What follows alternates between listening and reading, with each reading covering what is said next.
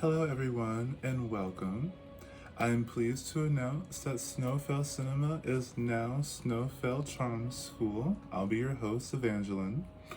And together we will use tarot cards to do a deep dive into relationships and personality and how those two things are so deeply intertwined that it's just so important that we understand as much as we can about people in general. Okay? I'm going to start with a routine security check. This is just to get you into the spirit of things, basically.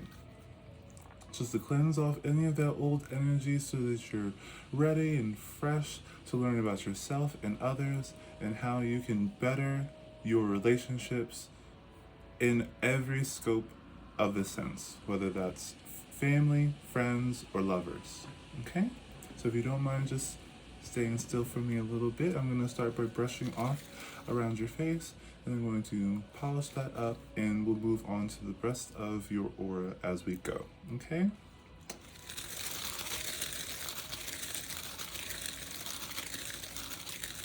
Into your ears, under your chin, that neck area, and shoulders, across the collarbone to the other shoulder. Okay?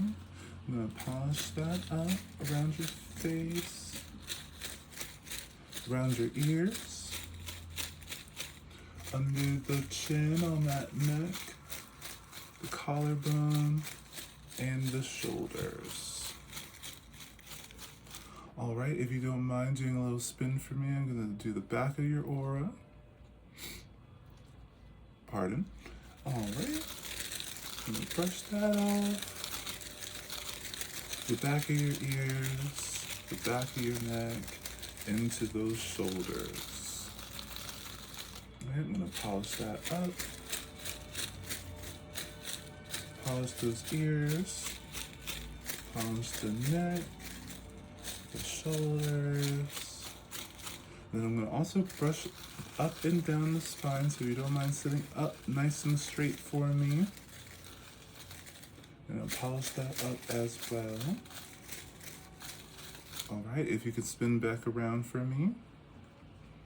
I'm going to brush off your heart and the stomach. So keep that posture for me and activate those abs. Very nice, very nice. I'm going to polish up that heart and polish up that stomach. Alright, very good. Looking splendid, perfect, charming, if you will. Alright, and I'm going to start off with offering you a little bit of refreshments here. We have a little bucket of rose popcorn for you. Please take as much as you'd like of that. I also have something sweet for you. A little box of candies. A little goes a long way. And I have for you a beverage. Please partake in any of these things as often as you like through our little discussion here today. Okay? Lovely, lovely, lovely, lovely. It's so nice to have you here. I hope you enjoyed the music. I don't own any of the music. I'm sure that you can tell. It's very, very, very classical music. I'm going to start by laying out a little bit of a tarot map, as you will. I won't call them movies anymore because they're what's it called? When I was going through school, we used to get like a case study. I'm gonna lay it out like a case study. I'm gonna let you know who our case study is, our subject or client. I'm gonna let you know kind of a little bit of their background, their current circumstances, the reason why they are a case study for us to be talking about. And later I'll pull some confirmation cards to get a better understanding of why this person's personality is in fact valuable and should be addressed appropriately. I'm gonna turn the music down just a little bit because it's a little exciting, but I've done two previous case studies already, um, before before Enterprise has changed categories, basically. That's how I want to say that, I think. And so we explored borderline personalities, we explored narcissistic personalities, and I hope that it has brought you a little bit of a more understanding and acceptance towards these personalities. I like to continue with it. We may get another case study on a narcissistic personality. We may get another case study on another borderline personality, or we may get one of the other 12 or one of the other 10 left out of that. And if we do get a repeat, it just means that we have to discuss a little bit more about those things. There are, as we do our studies, things will evolve. We'll get new information, get new clarity. We'll be able to express our findings a little bit more clearly. Okay?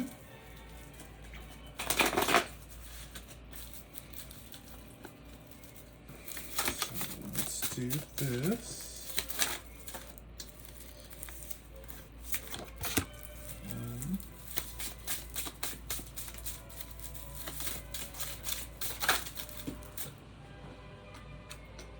Excuse me.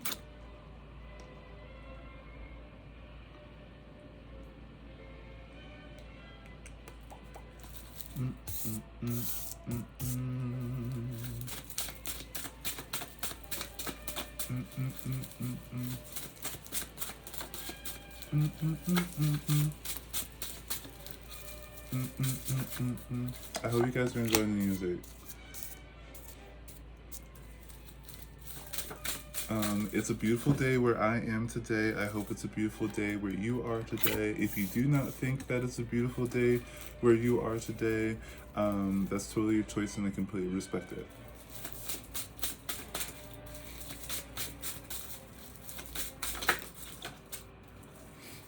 But it is quite lovely, in my opinion. But I do think quite a lot of different forms of weather are quite lovely. I think there's something wonderful out of every season, every form of weather. And I think that what we're doing here is very similar to that type of appreciation. I want to appreciate all the 12 different personality types.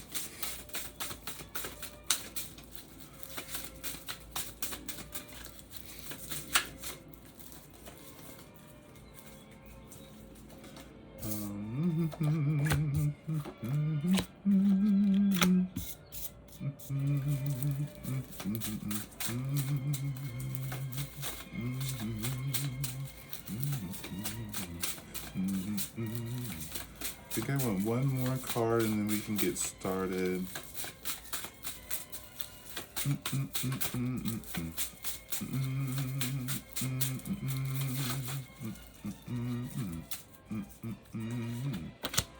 Okay. So, let's see. I've been doing the under the deck, I think, for a case study. This is going to be maybe how our person is coming into our reading, maybe the reason why. We got the Emperor at the bottom of the deck, so this is a lot of like control, so maybe like our character has been like kind of forced into therapy, counseling, some kind of therapeutic process or whatever. They might feel like they don't need to be there, but we'll see. We might come back to that. I'm not quite sure how that fits in yet, since this is a whole new thing that we're doing together. Our main character here is going to be the Lovers, who's going to be represented by the Lovers. So this is a character who could be like, I could see this being either a dependent personality, or this could be another borderline maybe. It could be histrionic maybe. Not really getting that vibe. Want to make sure they stay covered up because I'm just going to look at my notes here. Yeah, I'm thinking that this might be dependent so far. Under that we have the World. So yeah, this could be someone who's very this could be someone who's very like deep into like fantasy. Sorry about that. Yeah, this could be someone who's like very like daydreamy. Yeah, it's getting a little bit dependent. I'm getting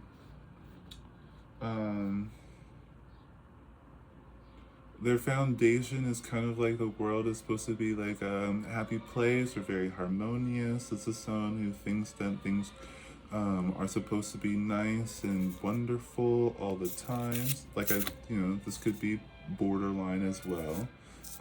That mindset, I think, kind of checks that. Above our main character here, the Lovers, above our Lovers, we have the Temperance and the High Priestess. So this is someone who aspires to balance things out in a very like almost like a calling, like it is giving a little bit of self-sacrificey in a sense. Very mortar-ish, very like very like it's very savior, but not like hero. I think borderline is probably a little bit more into like hero, while dependent is a little bit more of like I volunteer as tribute type of energy. This is someone who believes that it's their calling to balance things out. So far. Next to the World card as a foundation for our Lovers, who could be borderline or dependent, I'm believing. We have the 8 of Coins and the 5 of Wands. So this is someone who works really hard to play nice. Yeah, this is someone who works really hard to play nice. They put a lot of effort into like keeping the peace. Yeah, this is someone who puts a lot of effort into keeping the peace. Again, it could be either one of these two that we're talking about. I think when it comes to the work, we have the Empress. So this is someone who's like kind of striving to be, like beautiful, well accepted, kind of like a catch.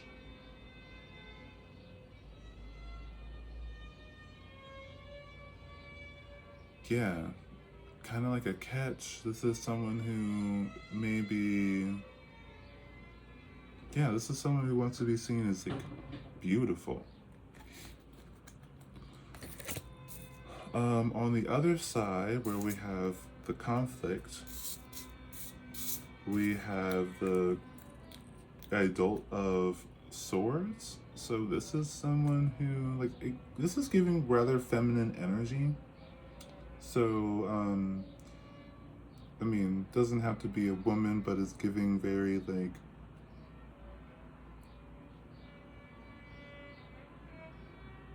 very feminine energy.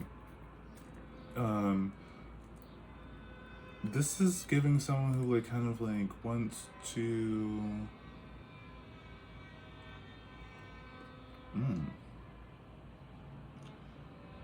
this is someone who thinks that they can communicate like yeah, this is someone who feels like they can calm things down with their communication or wants to build their communication. So the de-escalation, this is a very de-escalation type of energy.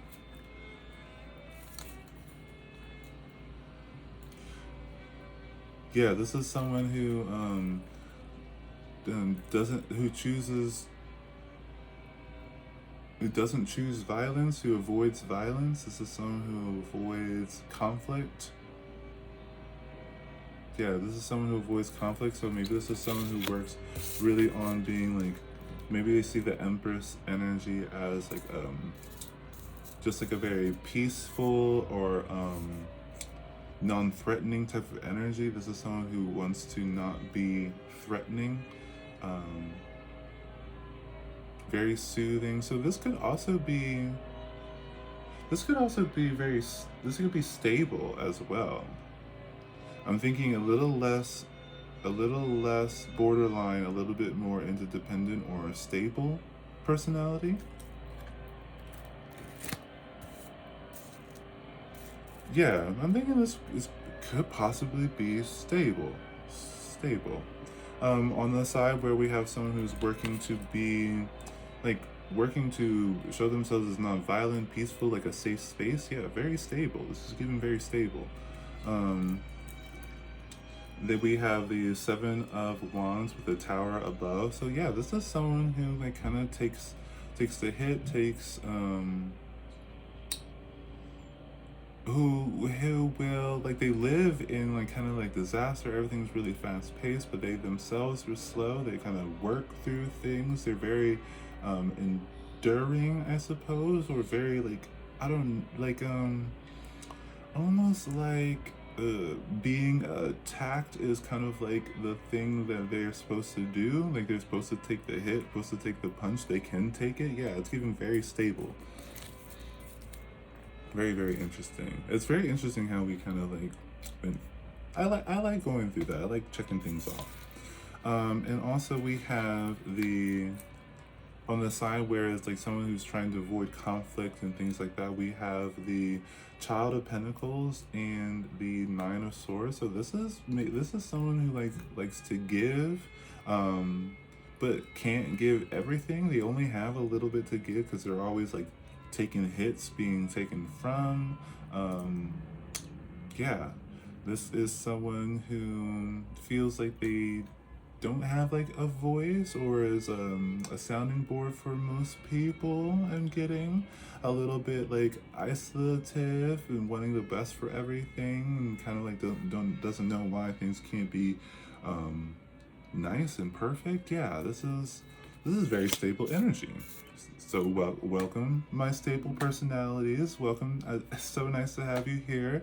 You are a pleasure, no matter how hard it seems. You are a pleasure. Yeah, we love that. I think that when it comes to a stable personality type, I think they're rather coined by their striving to provide serotonin, just like borderline and just like dependent. They strive to provide serotonin. Histrionic also strives to promote serotonin. This provides this. This is interest. Well, this stable personality strives to provide serotonin as well as oxytocin. They are very low in dopamine. All right, they don't have the vigor, the energy, that passion. They lack passion. It's very calm, stable, almost like a little bit boring, but they are a nice, safe space. All right, very peace oriented. You can come to me with anything. This is very patient, very accepting energy. This is also, I feel, the stable personality can be very much of a what's it called, an enabler. This is someone who's an enabler, so they kind of let chaos happen, and they kind of strive on their ability to calm the storm. So they'll keep a lot of people who are like detrimental to maybe like other people in their environment. They like to keep them around because they like to exercise their ability to soothe the savage beast kind of thing. You'll see a lot of healthcare workers with this personality type, or a lot of people who strive to be healthcare workers, or this is your ideal healthcare worker. This is someone who takes care of like this could be nanny or caretaker, depending on what age it is that they're taking care of a person. Nurse, if the person that they're caring for is not autonomous in some way or shape. We could get lots of physical therapists in this category too. This is very worker bee energy. Lots of counselors are in the stable personality type, or your ideal counselor is a stable personality type. I'm definitely getting the character from Rick and Morty, if you ever watched it, when they went to therapy, the therapist. I think a very good representation of a stable personality type. And you can tell because they're very like, they can take the hit, they can sit comfortably in the chaos of the other characters, but they have no energy of their own. You know, they have no dopamine. There's no sex appeal. There's no drive. There's nothing there like that. So this makes for like, yeah, very good nanny. This could be a good school teacher as well. I think that our culture here in America likes to promote this type of personality because it makes for a very good worker. Like it's almost like a again, because it's rather enabling. This could be very beneficial to like kind of darker organizations like capitalists in just a general sense. This is also a little bit like I would think heavy in the capitalists because they're very good at accepting bad things. They're very good at accepting poor behavior. They're very good at accepting it. This is someone who would not run the village monster out of the village. This is someone who is like, a monster sympathizer. Heavy monster sympathizer.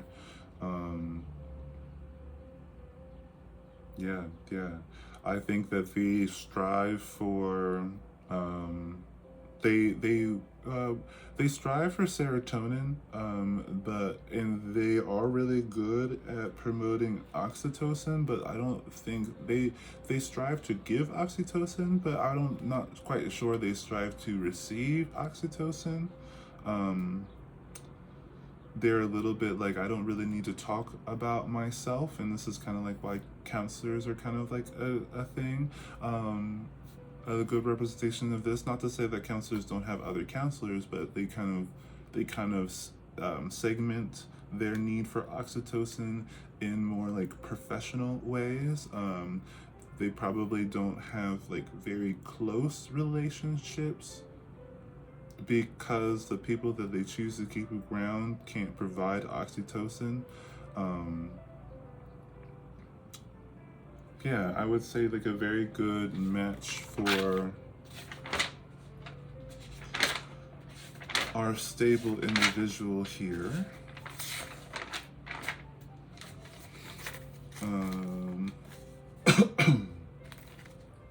At least I think that the stable individual will be well accepted by antisocial individuals, people who do not follow rules. They'll feel comfortable being around a stable individual because it kind of gives them freedom to do these things, which is one of my critiques on healthcare facilities that hold people. I think that the stable atmosphere is kind of conducive for an antisocial person. I think that's why things can escalate really quickly in the mental health facility, at least in the ones that I've been in. because of yeah, just because there's the antisocial likes when there's peace around, so they have something to disrupt. So they might be really magnetic or feel very magnetized towards a stable individual. A stable individual can also be like really accepted by a dependent.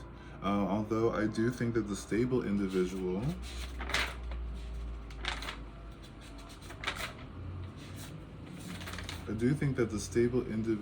may not be exceptionally attracted to the dependent one. Let me see.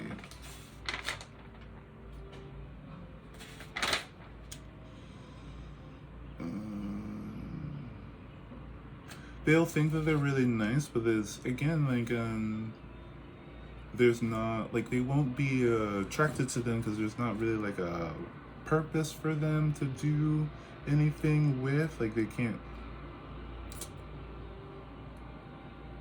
I mean, they could be really interested in a dependent, so that they're always like, because they like being someone's rock. A stable personality likes to be someone's rock, and so when they might like a dependent person, but the dependent person is going to look for a little bit of, I don't know. That one's more like a friend type of dynamic, I would say. Not a lot like a romantic one.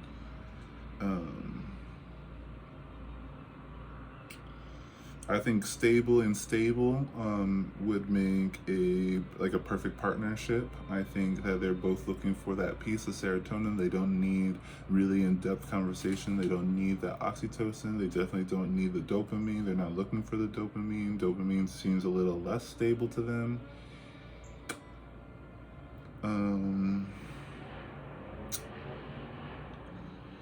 A social individual could really enjoy a stable person, but again, like this is a good friend, not like a partner. I really do feel like if you're looking for like love, and you identify as a stable personality type, you're looking for another stable personality type. So you're going to be looking for someone who like is a little bit boring.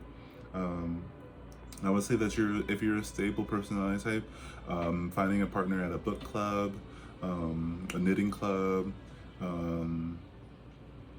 could be something as like I was gonna say like a paint and sit, but I feel like the alcohol it can emphasize some extroversion traits in other people, and so I don't know if that's gonna be the best place for you to find a partner if you're single in watching this.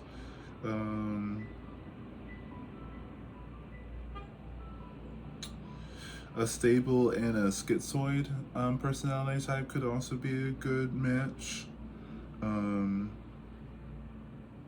The stable person is going to be really accepting of them needing a lot of space, a lot of privacy, not needing extroversion. They both don't need any extroversion, no dopamine there. They both don't need too much oxytocin. So yeah, a stable schizoid situation finding a schizoid individual is going to be very, very difficult because they don't tend to leave the house too often. So I definitely would say that it's going to be hard for you to get in there. But if you are in there, then you're going to have a really stable relationship. Yeah. I'm going to pull some confirmation cards to see what else we can get to appreciate our stable individuals. I do think that our culture appreciates stable individuals, but there are plenty of individuals who do not like stable individuals. Like, narcissistic individuals aren't going to enjoy a stable character. I think this is really represented again by the Rick and Morty thing. I would definitely say that Rick is a narcissist and is not very receptive to the stable therapist. So I think that an obsessive is also not going to like a stable individual. They're going to show a lack of ambition, drive. They're going to be a little too lax. I think a histrionic person is going to find like a stable person just kind of like, boring, just a regular degular, you know. And a paranoid's not going to like it. It's going to be unsettling. How calm they are. They're going to be like, what's the catch? A schizotypal is also not going to like that too much. They're going to think that you're a little bit like brainwashed, and I would say that a stable person is looking for a stable person. You're gonna meet them maybe like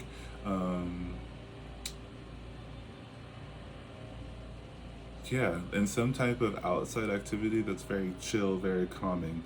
Book club, knitting club. You're gonna be looking for like. So if you're a stable person and you're looking to meet somebody, I would say go do activities that are calm, relaxing, that you can sit down. You don't have to do a lot of emotion. Definitely don't do any theater. Don't do that. I would stay away from the arts since maybe a little too passionate for you, unless it's writing. I do think writing is a form of art. You can meet them at school, library, something like that. This very librarian type of energy.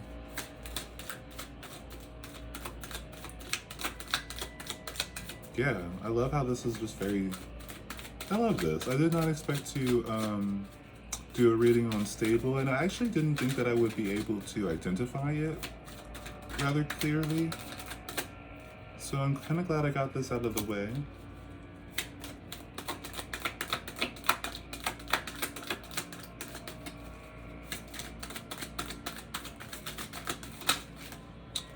I'm gonna just take this one.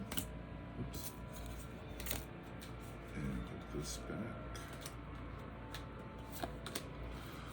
Under the deck for our appreciations, we have the Eight of Wands. So this is now I would say that if you're a stable person and you do want a little bit more excitement in your life, if like being with another stable person seems like kind of like drab, antisocial is probably a good one.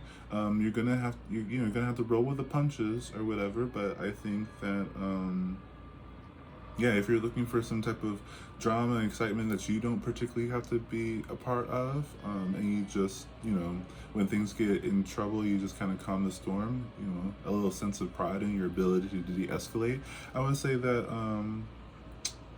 you could do that. I think that a lot of I've heard when I was working in the mental health industry. I guess I'm still working. I guess I'm still working in the mental health industry.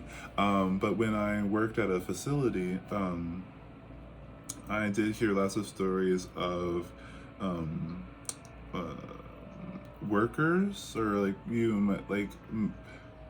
employees, fellow employees, or previous employees.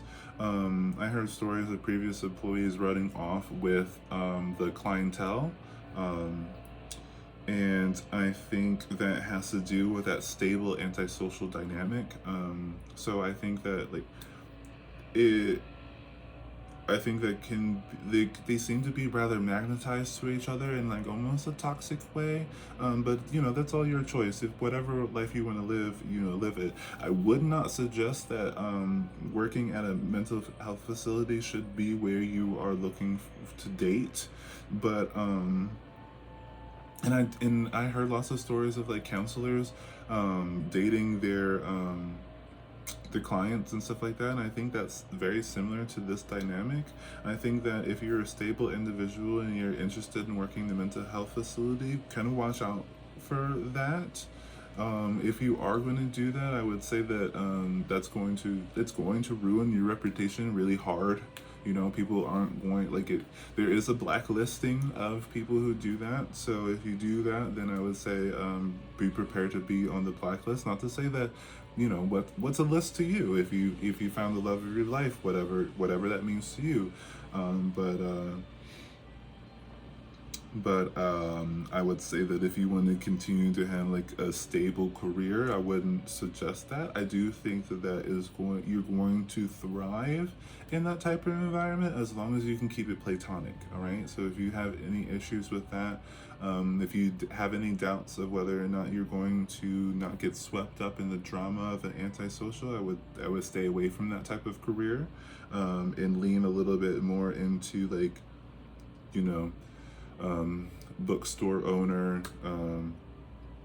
librarian, something like that. So when an antisocial type of energy comes in your proximity, you can feel a little bit more freedom in courting that person.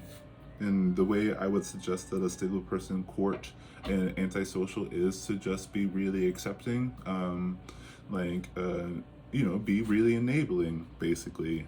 Make excuses for them, tell them that it's okay for them to do what they're doing, you know, and be patient when they're gone for a while. If when they come back and you're like, they're rock, they go through some drama or whatever. This is kind of like what people do, like friends to lovers, where we have like the good guy or the nice guy, who wants to court like the manic pixie dream girl, type of energy, where they do it for the long haul. I would say that you can do that, but don't think that your feelings are ever going to be like understood or reciprocated. Again, it doesn't seem like you're very high in oxytocin, your need for oxytocin, so I would say that I wouldn't worry about that too much. But if you do feel like you need a good conversation with someone, I would definitely get a therapist while you're doing that, or a counselor while you're doing that.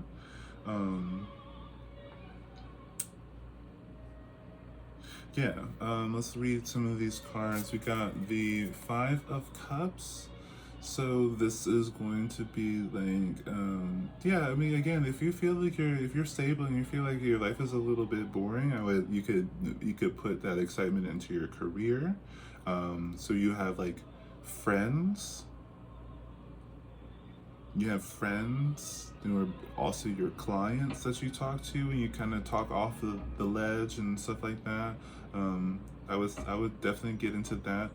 Counseling is a long educational endeavor. I think that's 4 years of graduate school plus 300 hours. I think 300 hours of counseling practice under an advisor or someone who's already established. If not, librarian, you still have to go to school for that. Lots of stable things lots of stable careers you're still going to have to go through school to do. So if you aren't in an environment in which it's stable, like I definitely would not do retail. Retail is not stable enough for you. If you are in retail and you identify as a stable personality type, I would definitely go back to school. What are some things that don't have to do with school? You could be like, maybe like groundkeeper, could be, unless you're not into moving around a lot. Then I mean, you're low in extroversion, so I guess I wouldn't suggest that one. But you're gonna be looking for, like, you could look for an office job. You're gonna be very good at sitting down and not doing anything important. Not to discredit people who do office jobs or anything like that, but and I'm sure it's important, but it's a lot of maintenance. You're not gonna do a high stakes or high energy environment. You want to stay away from that. We also have the Three of Wands. So this is, I would definitely say that get some exposure, especially after you've, really fallen into your stable energy. Again, you're going to be you're going to be you're going to be a good magnet to antisocial people, because you're not going to run them away, and you're also not going to participate, so you're going to be enticing in that sense, because you're going to be mysterious. They're not going to be able to understand what you're doing, and it's going to be really funny when they find out that you're not doing anything. We also have the strength card, so again, the endurance. You got a lot of that endurance in you. This is and look, and this might be just the people who are watching this video at this moment, who identify as being stable. You're a stable person who enjoys an antisocial personality's company. With the Wheel of Fortune, yeah, you're a little bit adaptable, and which is kind of funny. It's not like you're adaptable in such you would change. You're adaptable in which you are able to maintain your stability. Very rock energy, very rock energy. I would say with the Eight of Cups, when it comes to emotions, like, yeah, I would definitely. If you're looking for oxytocin, I would seek a counselor. If you're looking for dopamine, I would seek an antisocial personality type. If you're looking for serotonin, I would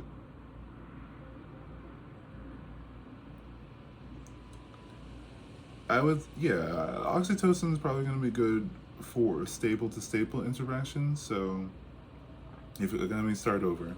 If you're looking for oxytocin, look for someone who's just as stable as you. They're going to be able to talk about the same things that you're talking about and with the same energy that you're talking about it.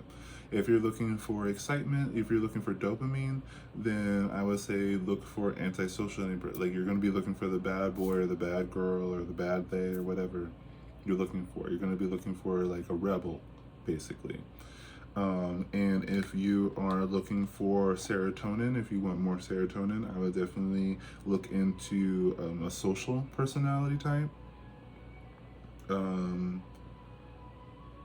They do have a lot of energy, so you might want to kind of keep them a little bit at arm's length.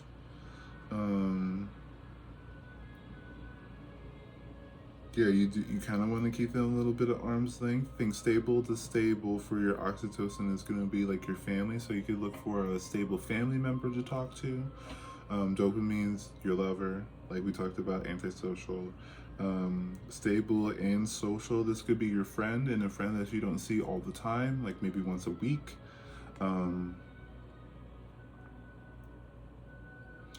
Yeah, with the Eight of Cups, you're stable, and so you might, I see 4242 when I said that. You're stable, so you might not know how to look for things, or if you should look for things. And if you're looking for permission to do that, I'm willing to give you the permission to do that. And then you also have Temperance here again. So yeah, this is, you do kind of want a mix of things. Not all of your associates are going to have the same energy. I think that's going to be really good for you. Because you don't have the variance in you.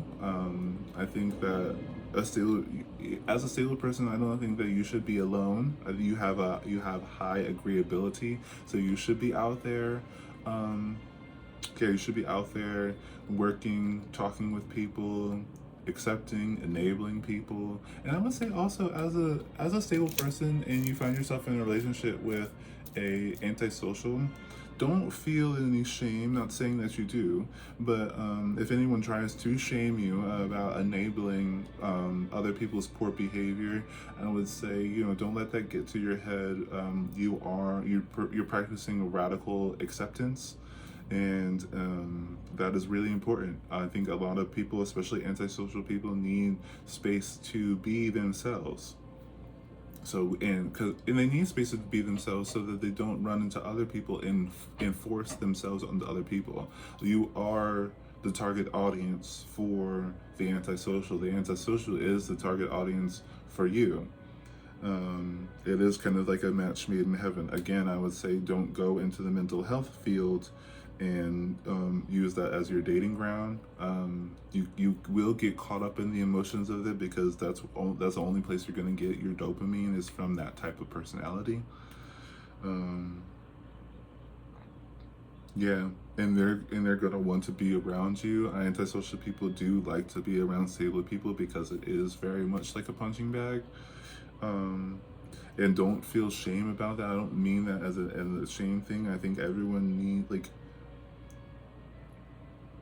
yeah, you have a skill. It's very much like the Pokemon Wobbuffet. Like you have the skill, you'll be able to take that energy and project it in an appropriate way. Especially with the practice, you'll be able, de-escalate, and you'll learn a lot about people that way. Yeah, yeah. It all depends on what chemical it is that you're looking for. If you're not looking for dopamine, then you don't need to be associated with an antisocial. If you're not looking for serotonin, then you don't need to have like a social friend. If you're not looking for oxytocin, then you don't need another stable person in your life. Okay, so you use your discernment, make your decisions. Um, and I think that might be it for today's class. Thank you all for attending. I hope that you enjoyed the video. If you did not enjoy the video, that is absolutely your choice, and I completely respect it. I hope that you have a wonderful morning, day, afternoon, evening, or night. If you do not wish to have a wonderful morning, day, afternoon, evening, or night, that's totally your choice, and I completely respect it. Um, until then, I'll see you guys next time. All right, bye, guys.